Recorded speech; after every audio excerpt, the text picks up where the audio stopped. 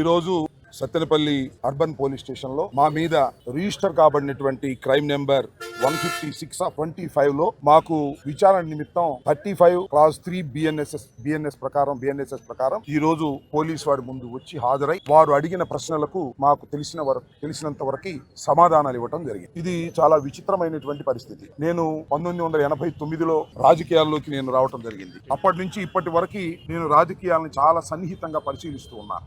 2 సార్లు శాసనసభ్యుడిగాను, ఒకసారి రాష్ట్రానికి మంత్రిగాను పనిచేశాను. పోలీసులు ఈ విధంగా వ్యవహరించడం అనేది బహుశా నాకు తెలిసిన చరిత్రలో ఇది మొదటిసారి. మా మీద ఒక్కొక్కరి మీద ఎన్ని కేసులు పెడుతున్నారో నేను ప్రత్యేకంగా చెప్పాల్సిన అవసరం లేదు. సత్తెనపల్లి అర్బన్లో ఒక కేసు ఉందన్నారు, ఇందాక ఎవరో చెప్తున్నారు రూరల్లో కూడా ఒక కేసు ఉందన్నారు.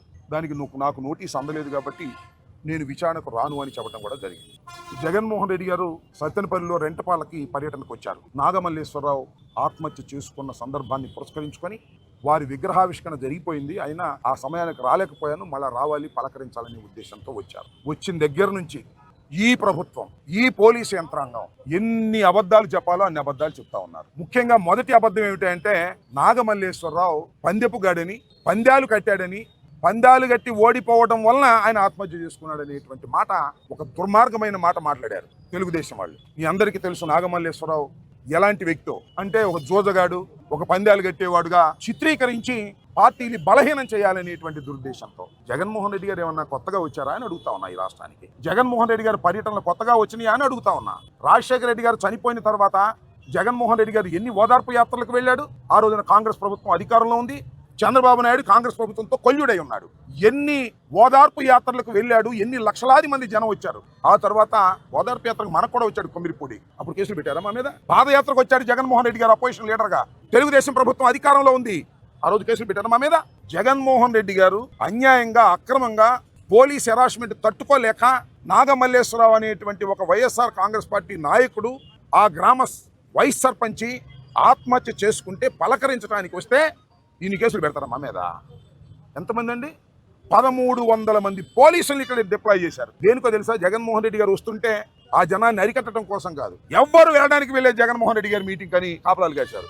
ఆగారా? మీరు ఇచ్చినటువంటి నోటీసులు లెక్క చేశారా? ప్రజలు వచ్చేశారు. ఎవరిని కూడా సమీకరించలా, ఎవరిని కూడా సమీకరించకపోగా జనం తండోపతండాలుగా వచ్చారు. అసలు పోలీసులు ఎవరు ఇంత బాగా లేకపోతే సగమందే వచ్చేవాళ్ళు. ఈ పోలీసులు వచ్చి కట్టడి చేసేటప్పుడు పదండ్రా ఊరంతా బయలుదేరదామనే ఉద్దేశంతో బయలుదేరి వచ్చారు. మా మీద కేసు పెట్టారు. ఎంతమంది మీద తెలుసా? 113 మంది మీద. ఈ 113 మంది మీద కేసు పెడితే ఆ కేసు ఎఫ్ఐఆర్ ఇచ్చారు, దానిలో పేర్లు కూడా ఇచ్చారు. కాసు మహేష్ దగ్గర నుంచి నేను అందరిని ఎంక్వైరీ చూసా పేర్లు. సత్యంపల్లి అందరూ ఉన్నారు, ఆల్మోస్ట్ అందరూ. మన చల్లంచల్ల సాంబశివరావు, అచ్యుత, కొమిరిపూడి భాస్కర్ రెడ్డి, ఇట్లా అందరూ ఆల్మోస్ట్ వైఎస్ఆర్ కాంగ్రెస్ పార్టీ నాయకులందరినీ 113 మందిని ఐడెంటిఫై చేసి కేసు పెట్టారు. ఏం చేస్తారా కేసు పెడితే? మీరు ఏమైనా భయపెడుతున్నారా? కేసులకు భయపడేటటువంటి తత్వం ఉన్నదా అని అడుగుతా ఉన్నా. ఈ ప్రభుత్వం అధికారంలోకి వచ్చిన దగ్గర నుంచి కేసులు పెట్టాలి, అణచాలి అనేటువంటి ప్రయత్నమే ఈ ప్రభుత్వం చేస్తూ ఉన్నది. మీకు గుర్తుందో లేదో, మాకు ఇవాళ 41 నోటీస్ ఇచ్చారు. ఒక వారం ముందు అయితే మమ్మల్ని లోపల కూడా వేసేవాళ్ళు లోకేష్ చెప్పంగానే. ఎందుకంటే ఈ మధ్యనే హైకోర్టు వారు ఒక సర్క్యులర్ రిలీజ్ చేశారు. ఏంటంటే ఎవరిని పడితే వాళ్ళని రిమాండ్ ఇవ్వడానికి వీల్లేదు, ఎవరిని పడితే వారిని అరెస్ట్ చేయడానికి వీల్లేదు. పోలీసులు అలా అరెస్ట్ చేస్తే వారి మీద యాక్షన్ తీసుకుంటాం. ఏంటయ్యాదంటే 7 సంవత్సరాలు పైబడినటువంటి శిక్షలు వేసేటటువంటి కేసుల్లో మాత్రమే అక్యూజ్ని అరెస్ట్ చేయాలి. మా మీద ఉన్న కేసులన్నీ 3 నెలలు, 4 నెలలు, 5 నెలలు ఇదే శిక్షలు. మమ్మల్ని అరెస్ట్ చేయడానికి వీల్లేదు. ఇంతకుముందు 3 నెలలు, 4 నెలలు, 5 నెలలు, సంవత్సరం ఉన్నటువంటి కేసుల్లో కూడా అరెస్ట్ చేసి పోలీసులు కోర్టులో ప్రొడ్యూస్ చేశారు. మ్యాజిస్ట్రేట్స్ రిమాండ్ ఇచ్చారు, మెకానికల్గా రిమాండ్ ఇచ్చారు. దీన్నంతా గమనించినటువంటి న్యాయస్థానం, హైకోర్టు న్యాయస్థానం ఒక సర్క్యులర్ రీసెంట్గా రిలీజ్ చేసింది. ఏమనంటే Arnesh Kumar versus state of Bihar అనే కేసులో ఎవరైతే 7 సంవత్సరాలు పైబడి శిక్ష పడేటటువంటి కేసులు రిజిస్టర్ చేసి ఉంటే తప్ప ఎవరిని అరెస్ట్ చేయడానికి వీల్లేదు, రిమాండ్కి పంపడానికి వీల్లేదు అని. ఇది సంవత్సర కాలం పూర్తిగా ఉల్లంఘించేశారు. కేవలం 5 నెలలు శిక్ష పడేవి. మీరు చూశారు కొమ్మినేని శ్రీనివాస్ గారు, అది బిలో 7 years, దానిలో కూడా అరెస్ట్ చేసి రిమాండ్కి పంపించారు.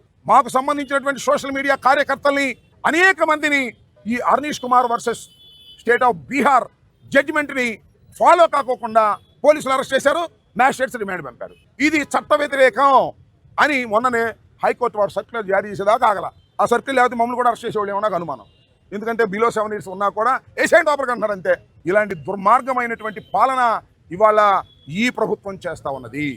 ఎంత దుర్మార్గమైన పాలన అంటే పోలీసులతో బెదిరిస్తున్నారని నాకు అర్థం కాలేదు. పోలీసుల డ్యూటీ ఏంటి? What is the duty of the police? పోలీసులు శాంతి భద్రతలు కాపాడాలి, దొంగతనాలు జరిగితే దొంగలను పట్టుకోవాలి, ఎవరన్నా కొట్టుకుంటే వారిని అదుపులోకి తీసుకోవాలి. మా మీద ఏంటయ్యా? మేము ఎవరు? ఈ రాష్ట్రాన్ని 5 సంవత్సరాలు పరిపాలించిన వాళ్ళం. మా మీద మీరు కేసులు పెడతారేంటి? మమ్మల్ని మీరు భయపెడతారేంటి? నాకు అర్థం కాలేదు. మీరు భయపడితే మేము జడుస్తామా అని అడుగుతా ఉన్నా. మీరు చూశారుగా మొన్న బంగారుపాళ్యంలో ఆయన ఎవరు ఎస్పీ గారు, ఐపీఎస్ ఆఫీసర్, ఆయన పేరు మణికంఠ, షేబ్రోలు మణికంఠ అంట. ఆయన ఏమంటాడు తెలుసా? మా మీద వీళ్ళు కేసులే పెట్టారు. ఇక్కడ ఎస్పీ గారు రౌడీ షీట్ పెడతా అంట. ఎవరైనా జగన్మోహన్ రెడ్డి గారు మీటింగుకు వెళ్తే రౌడీ షీట్ పెడతాం, ఎవరైనా జగన్మోహన్ రెడ్డి గారి మీటింగుకు జనాన్ని సమీకరిస్తే రౌడీ షీట్ పెడతాం అని అంటున్నాడు. ఎవరు? ఒక ఐపీఎస్ ఆఫీసర్ అంటున్నాడు. ఏమండి ఐపీఎస్ ఆఫీసర్ గారు, మీరు ఇండియన్ పోలీస్ సర్వీసులో కష్టపడి చదువుకొని పైకి వచ్చినటువంటి వ్యక్తి, మీరు చంద్రబాబుకు చెంచాలాగా పనిచేయడానికి వచ్చారని అడుగుతా ఉన్నా. ఇవాళ ఎంత దారుణం అంటే, ఇక్కడ మనకు ఒక ఐపీఎస్ ఆఫీసర్ ఉన్నాడు, డీజీపీ గారు హరీష్ కుమార్ గుప్తా, ఆయన కూడా చంద్రబాబుకు చెంచానే. మళ్ళా ఇంకో ఆయన ఉన్నాడు మన ఐజీ గారు, ఆయన పేరేంటి, త్రిపాఠి, సర్వశ్రేష్ఠ త్రిపాఠి. వీళ్ళిద్దరూ కలవటం, మణికంఠ లాంటి వాళ్ళు కలవటం, ఇంకా వీళ్ళుగా కొంతమంది రాజశేఖర రిటైర్డ్ అయిన పోలీస్ ఆఫీసర్లు ఉన్నారు, చంద్రబాబు నాయుడు చెంచాలి. వీళ్ళందరూ కలిసి మా మీద కేసులు పెడతారంట, మమ్మల్ని లోపలేస్తారంట. వేసుకొని చూద్దాం, దాని సంగతి కూడా తెలుస్తామని అడుగుతా ఉన్నా.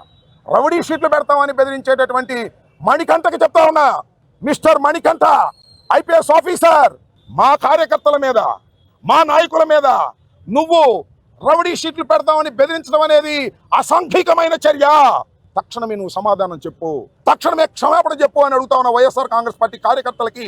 మణికంఠ తక్షణమే సమాధానం చెప్పకపోతే నీ అంతు తేలుస్తాం చట్టపరంగా అని కూడా మనం చేస్తున్నాం. ఇష్టం వచ్చినట్టు రాజకీయ నాయకుల మీద నువ్వు రౌడీ షీట్లు ఓపెన్ చేస్తావా? మేము ఎందుకు వచ్చాం రాజకీయాల్లోకి? ప్రజాసేవ చేయాలనే ఉద్దేశంతో రాజకీయాల్లోకి వచ్చాం. కింద పడుతున్నాం, మీద పడుతున్నాం, అనేక కష్టాలకి నష్టాలకి ఓర్చి జగన్మోహన్ రెడ్డి గారి వెంట నడుస్తున్నాం. మీరు ఆంక్షలు పెట్టండి, ఆంక్షలు మేము తిరస్కరిస్తేనో, మేము ఆంక్షలు పాటించకపోతేనో ఆ చట్టబద్ధమైన కేసులు పెట్టండి, ఎదుర్కొంటాం. రౌడీ షీట్ ఓపెన్ చేస్తారంట. ఇంకా నేను మర్డర్ కేసు పెడతానల్లా డెడ్ బాడీ దొరకంగానే. ఏమిటా మీ బెదిరింపులు? నాకు అర్థం కాదు. మీరు ఎవరు? మీరు ఐపీఎస్ ఆఫీసర్లు, మీరు లా అండ్ ఆర్డర్ని కాపాడవలసిన వాళ్ళు తప్ప జగన్మోహన్ రెడ్డి గారి పార్టీని, వైఎస్ఆర్ కాంగ్రెస్ పార్టీని కేసులు పెట్టి అణచాలని మీరు ప్రయత్నం చేస్తే అణిగిపోయేంత అమాయకులు మేము. ఎన్ని చూసి వచ్చాం మణికంఠ, నీలాంటి వాళ్ళని చూసి ఇక్కడికి వచ్చాం. ఎన్నో కష్టాలు పడ్డాం, నష్టాలు పడ్డాం, ఓడాం, గెలిచాం. రాజశేఖర రెడ్డి గారి వెంట నడిచాం. రాజశేఖర రెడ్డి గారు ఏమంట ఎన్ని మీటింగ్లకు వెళ్ళామంటే ఎప్పుడైనా కేసు పెట్టారా? రాజశేఖర రెడ్డి గారు ఏమంటే ఇన్ని మీటింగ్లకు వెళ్ళాం, ఎప్పుడు కేసు పెట్టలా. జగన్మోహన్ రెడ్డి గారు ఏమంటే ఇన్ని మీటింగ్కి వెళ్ళాం, ఓదార్పు యాత్రలో కేసు పెట్టలా. పాదయాత్రలో ఇన్ని మీటింగ్లకు వెళ్ళాం, కేసులు పెట్టలా. ఇవాళ కేసులు పెడతారు. ఎందుకో తెలుసా? బాబు గారు వచ్చాడు, లోకేష్ బాబు గారు, ఆయన చెప్పి నడుస్తున్నారు. ఈ సర్వశ్రేష్ఠ త్రిపాఠి, మణికంఠ, ఆయన హరీష్ కుమార్ గుప్తా, ఇదంతా ఒక కోటరీ అయ్యి పోలీసుల్లాగా వ్యవహరించడం లేదు, వాళ్ళే రౌడీలాగా వ్యవహరిస్తారు. చట్టం చేతిలో ఉంది కదా అని వారి చేతిలోకి తీసుకునేటటువంటి ప్రయత్నం చేస్తున్నారు. ఇది అన్యాయం, అక్రమం. పోలీసు వారికి మేము సహకరిస్తాం. నోటీసు ఇవ్వండి, వస్తాం, సమాధానం చెప్తాం, కోర్టులకు వెళ్తాం, కోర్టులో మీ సంగతి తేలుస్తాం. కేవలం హర్నేష్ కుమార్ వర్సెస్ బీహార్ అనే కేసుని మీరు ఫాలో కాకుండా చేసిన అందరి ఎస్ఐల మీద, అందరి ఇన్వెస్టిగేషన్ ఆఫీసర్ల మీద ప్రైవేట్ కేసులు పడేస్తాం, గుర్తుపెట్టుకోండి. వదిలిపెట్టాం. ఇప్పుడు 1 సంవత్సరం పాటు మీ ఇష్టం చేశారుగా, అందరి మీద కూడా కేసులు పెడతాం. పోలీస్ ఆఫీసర్లైనా కూడా వదిలిపెట్టే ప్రశ్నే లేదని కూడా ఈ సందర్భంగా నేను మనవి చేస్తున్నాను. మేము ఏమి చేసినా చట్టబద్ధంగానే చేసేటటువంటి వ్యవహారం కానీ చట్టానికి వ్యతిరేకంగా చేసేటటువంటి మనుషులం కాదు. మేము ప్రజల నుంచి వచ్చినటువంటి మనుషులం. మా మీద మీరు ఇలాంటి పిచ్చి పిచ్చి కేసులు పెట్టి మమ్మల్ని బెదిరించాలనుకుంటే బెదిరిపోవడానికి మేము సిద్ధంగా లేము. 113 మంది కేసులు పెట్టారయ్యా. 113 మంది కూడా ధైర్యంగా ఉండండి. ప్రతి వాయిదాకి వెళ్దాం, మేము కూడా వస్తాం. పిక్నిక్ వెళ్ళినట్టు వెళ్దాం.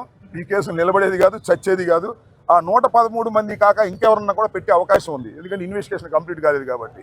113 మందిలో ఒక 10 మంది మాత్రం అవుట్ సైడ్ వాళ్ళు ఉన్నారు. కరోనా మా సత్యనపల్లి వాళ్ళే. అందరి పేర్లు చూసా. ఆ లిస్టు చూస్తే మా నాయకులు ఎవరు అర్థమైపోద్ది. అందరిని మా నాయకులు ఎతికి పెట్టారు. పెట్టకపోతే మా నాయకుడు కాదు ఏమైనా దశకొచ్చింది వారం. కాబట్టి ఇలా దుర్మార్గమైనటువంటి ఒక పోలీసు రాజ్యం ఇవాళ రాష్ట్రంలో నడుస్తూ ఉంది. ఎన్నాళ్ళు నడుస్తూ కూడా చూస్తాం. లోకేష్ రాజ్యం ఎన్నాళ్ళు నడుస్తూ కూడా చూస్తాం. ఇలాంటి ఉడత ఊపులకు బెదిరిపోవడానికి వైఎస్ఆర్ కాంగ్రెస్ పార్టీ నాయకులు, కార్యకర్తలు సిద్ధంగా లేరు. కొందికి రాటు తేలుతారు. ఈ ప్రభుత్వం సంగతి తేలుస్తారు. మా మీద కేసులు పెట్టడం కాదురా మొగడా. ఇచ్చిన హామీలు నెరవేర్చుకునే కార్యక్రమం చూడండి అయ్యా బాబు అంటే అది లేదు. అయ్యా ఇచ్చిన హామీలు నెరవేర్చడం అయ్యా అంటే నీ నాలుగు మందం అంటున్నాడు చంద్రబాబు. ఆయన నాలుగు మాత్రం భలే పలచన, చెప్పిన అబద్ధం చెప్పకుండా చెబుతాడు. నిన్న చెప్పాడు చూసారా, తల్లికి వందనం అంట లోకేష్ బాబు ఆలోచన అంట. ఏం పోయే కాలం వచ్చిందా? జగన్మోహన్ రెడ్డి గారు పెట్టినటువంటి అమ్మ ఒడి దాన్ని కొద్దిగా మాడిఫై చేసి తల్లికి వందనం పెట్టావు. నీకు ఎప్పుడు రావాలి ఇట్లాంటి ఆలోచనలు? నీ జీవితంలో ఇప్పటికి 3 సార్లు ముఖ్యమంత్రి చేసావు. ఎప్పుడన్నా ఇలాంటి ఆలోచన వచ్చిందా? ఉచిత విద్యుత్ ఆలోచన వచ్చిందా? అమ్మ ఒడి ఆలోచన వచ్చిందా? ఫీజు రియంబర్స్మెంట్ ఆలోచన వచ్చిందా? 108 ఆలోచన వచ్చిందా? ఇవన్నీ రాజశేఖర గారికి జగన్మోహన్ రెడ్డి గారికి వచ్చాయి. నీకు వచ్చిన ఆలోచన అంతా ఏంటంటే ఎవడు ఎదురుగితే ఆయన కేసు పెట్టడం, రావడం, పక్కలు వేయటం, వెన్నుపోటు పడవటం. నువ్వు కేసులు పెట్టినా జైల్లో పెట్టినా మేము భయపడేటటువంటి వ్యక్తులం కాదు. నీ సంగతి, నీకు సపోర్ట్ చేస్తున్నటువంటి పోలీసు వారి సంగతి కూడా తేలుస్తామనే విషయాన్ని కూడా దయచేసి మర్చిపోవద్దని మనవి చేస్తూ, ఇవాళ మరి మమ్మల్ని పిలిచారు, మేమందరం వచ్చాం. ఇంకా చాలా మంది ఉన్నారు. ఇలా ఎవరిని మేమేమి భయపడేటువంటి వ్యక్తులం కాదని ముఖ్యంగా సల్తనపల్లి నియోజకవర్గ ప్రజలందరూ కూడా గుర్తుపెట్టుకోండి. మీ వెనకాల మేము, నేనేదో ఎక్కడి నుంచి వెళ్ళిపోయాను, మీ వెనకాల మేము ఉన్నాం, భార్గవ్ ఉన్నాడు, మేము మీకు అండగా ఉంటాం. కేసులకు భయపడమాకండి. ఇంకా అవసరమైతే 4 కేసులు పెట్టుకోమని, మనకేం భయం లేదు. పెట్టుకోవడానికి ఇన్కమ్ చేద్దాం. No problem at all. Okay, thank you.